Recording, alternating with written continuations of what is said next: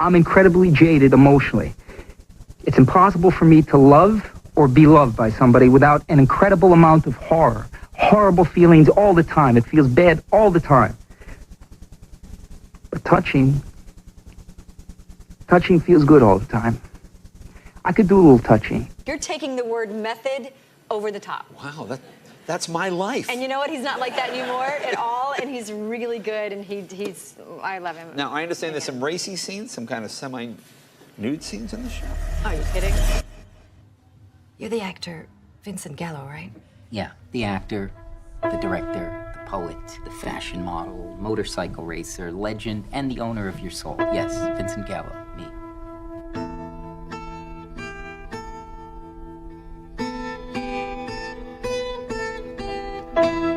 Vincent Gallo is divisive.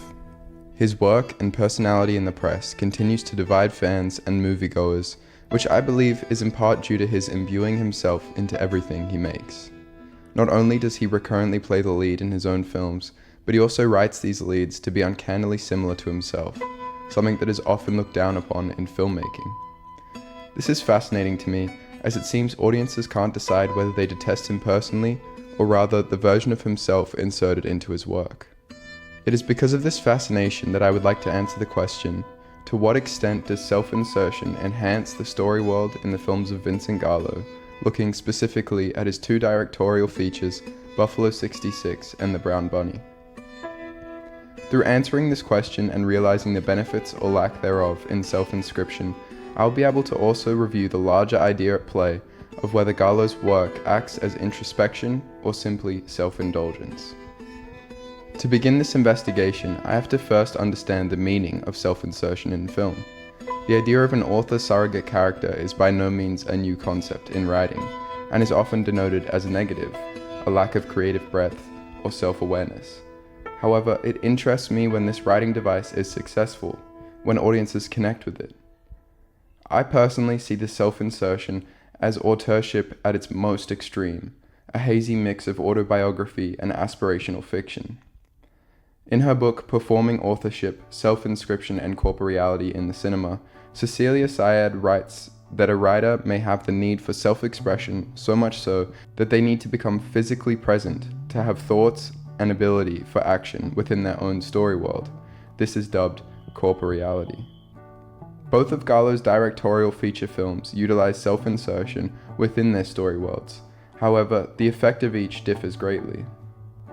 Vincent Gallo's childhood was far from perfect. He reflects on it in almost every interview he conducts and essay he writes. He seems to have some sort of perception of his own Freudian nature in using childhood trauma to create his art. Looking at it more broadly, his first film Buffalo 66 is just that. It's an interpretation of his own life through the lens of fiction to reap something that would ordinarily not be there. In an interview, Gallo explains the conception of the film. I was with Johnny Depp, so I started pitching a film. I just made it up, and I said, yeah, I wrote a script. I just started imitating my mother and father, and I said, the film opens up with a guy and he's gotta pee. With the written word, I get nervous, and I just kept pitching the script over and over to where I had it flawless. I could play all the characters, and I had what I felt like was a workable narrative. He continues later in the interview, the whole premise of creating a narrative which I could perform in was really for me to feel like I had done one performance in my life that I was in control of. From this we can gauge that the script was written unconventionally, off the cuff and naturalistically. Gallo uses strong elements from his own life, Buffalo, his parents, having been arrested, etc. And from the latter statement, we can gauge that the purpose of this is to have ultimate creative control. This statement is inverted by a piece of film criticism by author Mark James Leger, as he writes about Gallo's work, saying he uses the suffering he has experienced both on and off screen to justify misconduct and avoidance of the superego. He refers to Gallo's films and performances as objectified subjectivity, speaking to the way he places himself and his experiences into a story world that contextualizes them as a fictional truth. Essentially, the absurdity of his own life and worldview placed within the bounds of a story structure that involves unspoken rules of cause and effect in order for Gallo to make sense of the experiences he has had. After the huge success of Buffalo 66, Gallo went on to make what is now considered one of the most controversial films to ever appear at the Cannes Film Festival, The Brown Bunny. Once again, Gallo plays the lead, having written, directed, and filled in several other roles. The film is less hard and fast truthful to his life, but rather his emotional and personal states. A seemingly empty road trip film that ends in a scene of unsimulated sex, people are quick to jump on the idea that the film is complete hubris and self-indulgence. While that is not completely true, there is some merit to the idea. There is hearsay that Gallo had perceived an imaginary feud between himself and director Harmony Korine, who at the time was dating Chloe Sevigny, whom he cast as his on-screen sexual partner. Gallo also states in an interview from 2018 that the extended drawn-out road trip elements from the film come from the only holiday he ever went on as a child, to a lake 5 hours from his home in Buffalo. He finishes, "Some people wait for the blowjob scene in The Brown Bunny the way I waited to get to the lake when I was a child." While Roger Ebert and Gallo had huge publicity around their strong disagreement over Brown Bunny, his Redux review of the film holds a very important perspective, choosing to focus less on the sex scene that he sees no ill intent in, but rather reviewing the acting.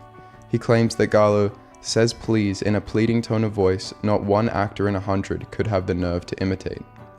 This to me is a wildly confirming thing to read from one of the most staunchly anti-Gallo critics. Essentially, this confirms that there is merit to Gallo's self-insertion the same way Gallo thinks there is. It enhances the story world. In the audio commentary for the Brown Bunny DVD, Gallo talks candidly. And it has nothing to do with narcissism. I mean, a narcissist only identifies with a winner. The films that I make are not about winners, and the characters I play are not about winners, and it has nothing to do with me. It's not all my work is the same. The photographs, the paintings, music, everything, interior design, architecture, it's all about aesthetic, sensibility, and metaphor, and it has nothing to do with me personally. This is not a glorification of me. It's the preservation of insight. Through careful research and reviewing the manifestation of Vincent Gallo's self-insertion in his films Buffalo 66 and The Brown Bunny, it can be deduced that this technique is neither a hindrance nor aid to the story world, but rather an artistic necessity in Gallo's ability to tell stories. It is through self-insertion that Gallo can find meaning in the experiences he's had, tell stories that enthrall and enrage, as well as how he can have ultimate control over the final outcome of his art.